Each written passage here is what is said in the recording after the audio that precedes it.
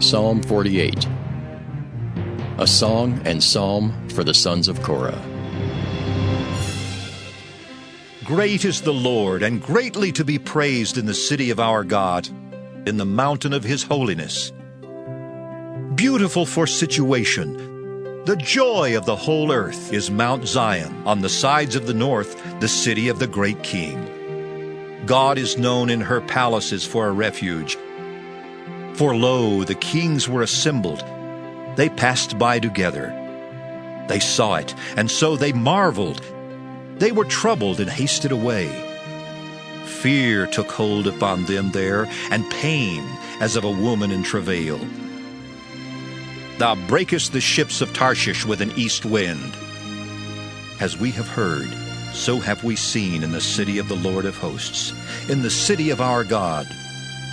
God will establish it forever. Selah. We have thought of thy loving kindness, O God, in the midst of thy temple. According to thy name, O God, so is thy praise unto the ends of the earth. Thy right hand is full of righteousness. Let Mount Zion rejoice. Let the daughters of Judah be glad because of thy judgments. Walk about Zion, and go round about her. Tell the towers thereof. Mark ye well her bulwarks. Consider her palaces, that ye may tell it to the generation following. For this God is our God forever and ever. He will be our guide even unto death. But now I do believe that the Bible teaches of a literal burning hell. The Bible teaches that the sins and wickedness will be punished forever and forever. That's not eternity now. That's maybe for 10 billion years.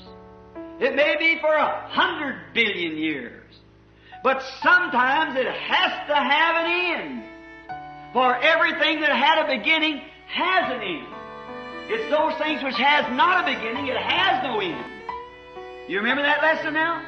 How we went back and found out that everything that had a beginning was perverted. See? A perversion off of the main. And finally it winds back up to an eternity. And then all hell, all suffering, all memory of such will be vanished for eternity. Everything that began ends. Unbelief is as old as Eden. That's where it was born at, was in Eden. And unbelief is to doubt what God has said. Now, did you notice where unbelief was born, there was much of the Word of God considered.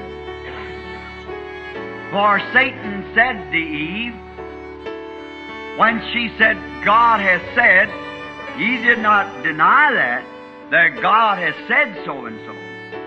But he said, surely God wouldn't do a thing like that. See, that was a birth of unbelief to vary one iota from God's perfect Word. We must stay right with it, regardless of where or what or how our lives and so forth must measure up with thus saith the Lord.